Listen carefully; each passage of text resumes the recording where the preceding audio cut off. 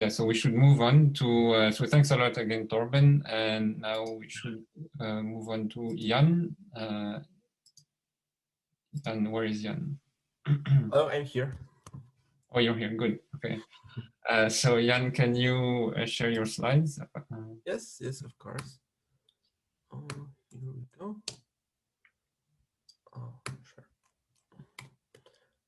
Okay, can you see this? Yes, we can see it. So, okay, so Jan is going to talk to us about Wasserstein-Ganz theory and applications of deep generative models. Please. Yes. So, hello everyone. Yes, as Hansa just introduced, I'm going to tell you a little bit about my research on Wasserstein-Ganz. So first, let's start with what Wasserstein-Ganz are and why anyone cares about them. So they are an example of GANs, which are kinds of models which look at a lot of samples from a certain probability distribution.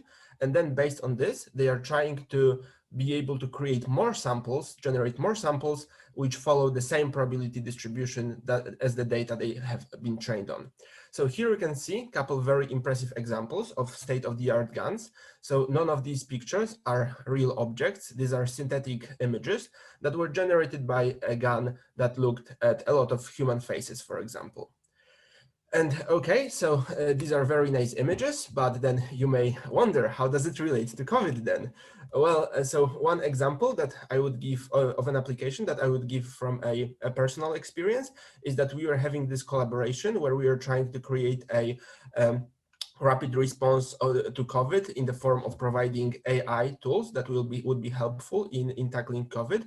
And we had many ideas of algorithms that we could start prototyping.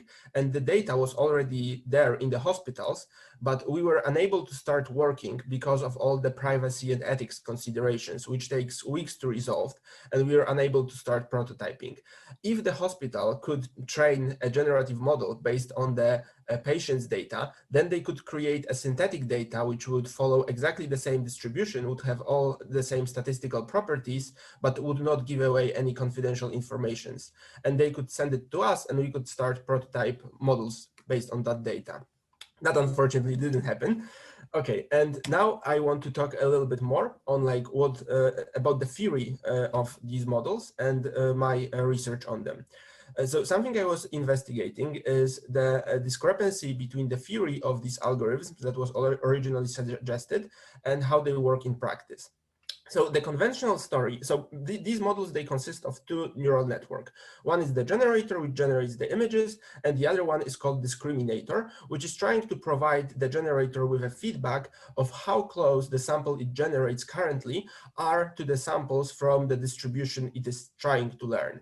So does it follow the distribution it's supposed to follow or not? And basically, this discriminator is trying to provide this feedback by estimating something called Wasserstein-1 distance. So the Wasserstein distance is a distance between probability distributions. In this case, it would be, you can think of mu as the distribution that the samples generated by the generator follow right now, and mu is maybe some target distribution that you're trying to learn. So to compute this Wasserstein distance, you're trying to maximize this functional over the class of one Lipschitz functions. And how you do this in practice is you replace this f with this discriminator network, and you're trying to maximize this quantity using some kind of gradient ascent algorithm. And so that was the theory, at least, of why we thought they work originally. But then when you look into the details, it turns out that, well, first thing, that it's not so simple. It's much more complicated. So reality doesn't follow this assumptions, let's say. So first of all, you can examine how close do you get to this supremum. So you're training some neural network, and now the question is, okay, how close were we to the supremum you're trying to get? And it turns out you are not being close at all. So in practice, these algorithms are orders of magnitude apart from this supremum. And therefore, you can say that it's some kind of Wasserstein-inspired loss, but it's certainly not computing the Wasserstein distance. So the second question you might ask is, okay, so we failed to get the supremum, but maybe we can do some more clever optimization. Maybe we can somehow fix this, and maybe we can get to the maybe we can get this approximation correctly. And something I would like to argue is that you shouldn't even try, that basically Wasserstein distance is a bad idea as a loss function for a high dimensional generative model. And so one problem that you will immediately encounter is the sample complexity. So it's well known that Wasserstein distance suffers from the curse of dimensionality.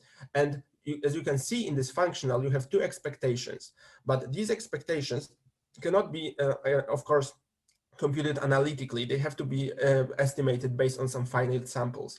And in high dimensions, the number of samples you need to get the accurate estimation makes it completely unfeasible. Another problem is that the estimates that you get based on these finite samples, both of the Wasserstein distance and its gradient, are biased. And therefore, when you're trying to optimize it with any kind of SGD, stochastic gradient descent based algorithm, you will encounter very serious problems. And stochastic descent is the only game in town when you're dealing with such a large data sets. Another problem, even if you would forget about all the above, is that when you're dealing with image data, then this Wasserstein distance, it implicitly relies on L2 pixel by pixel comparison of images, which is very bad metric to use. And finally, there is an interesting connection which tells you, so okay, this equation may look a little bit scary, but I will explain what it means.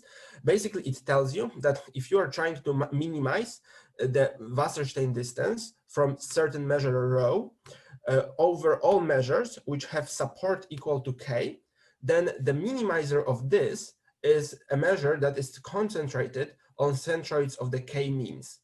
So you might be here now wondering, okay, but why are you restricting the support to k? How is it relevant? And hopefully that will. So here is an interesting experiment that hopefully makes that clear. So suppose that we want to use this Wasserstein distance as our loss function, and suppose that we want to learn how to the probability distribution of human faces. So here is a batch of 64 human faces, and now I want to now I want to learn something that generates human faces like this. And now we consider 3 candidate outputs of a generator, and we will decide which one is the best based on Wasserstein distance. And in this case, I'm assuming that I can actually calculate this supremum accurately. And so first batch, as you can see, is another batch of real human faces, another 64 human faces, and we calculate the Wasserstein distance between this batch and this batch of human faces, and it turns out to be something like 48. So already notice that this is a relic of working with finite samples, because the Wasserstein distance between a distribution and itself is 0, but the Wasserstein between a sample from a distribution and another sample from the same distribution can be very different from 0. Second output is just 64 times repeated a face, which is a pixel-wise average of all faces in the data set. And when we compare this with the batch of faces that we want to get, then it turns out that this is already better according to Wasserstein distance. This output is preferable. And finally, the last sample is k-means centroids, with k being equal to 64, so equal to the number of elements in your batch. And this is, according to Wasserstein distance, much closer to this than the original face, than other batch of real faces. So Wasserstein distance would prompt you to generate something that looks like 64 k-means centroids, which is not what you want from your generative model. Okay, so hopefully, so this was yeah, that is what I wanted to say about the theory of Wasserstein GANs.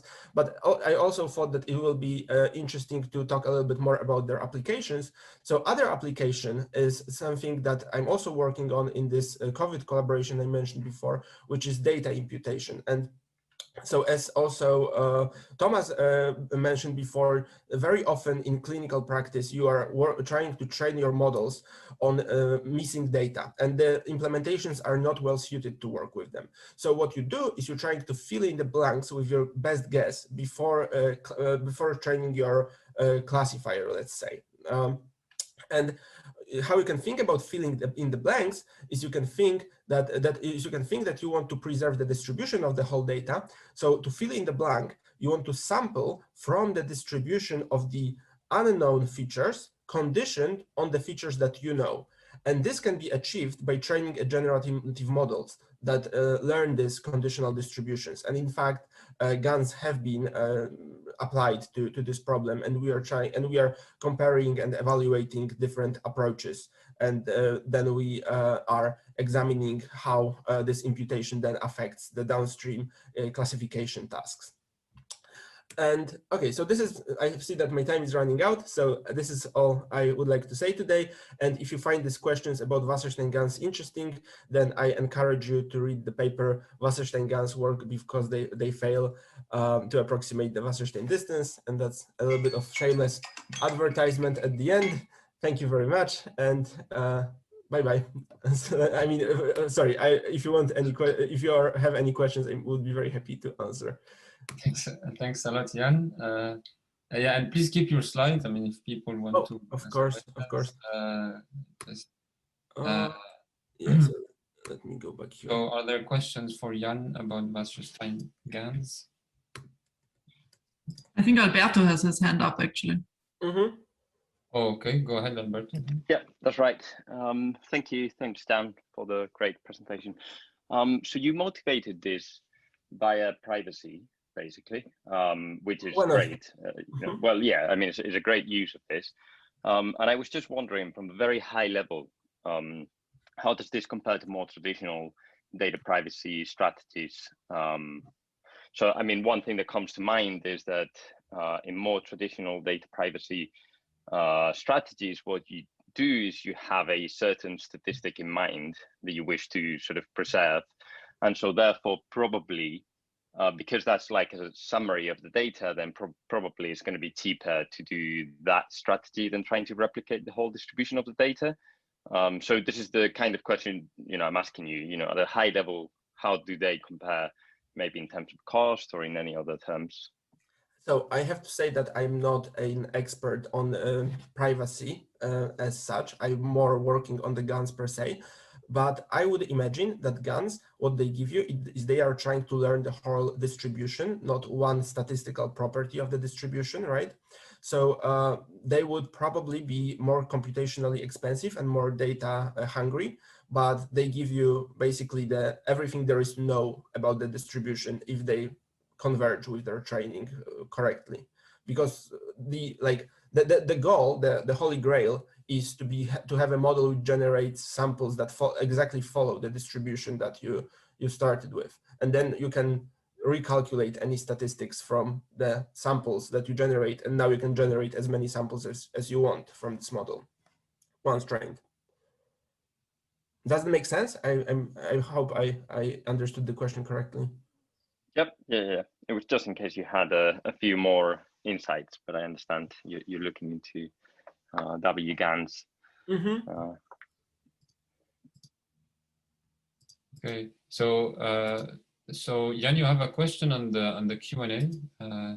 So I mean, I don't know if you want to answer it live. I mean, if you have a quick answer, or otherwise. So it says, which of the problems occur with regularized Wasserstein distances, e.g., entropy regularization? Can you see this one?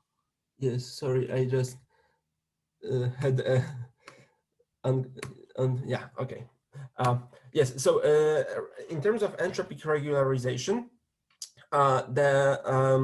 so yes, entropy does help with the sample complexity issue. It does alleviate the sample complexity issue, but basically all other issues still stand. And we also have run experiments, and it has been also explored by other people, what happens with entropy regularization. And it also leads to this kind of blurry images if you get for an accurate approximation of it.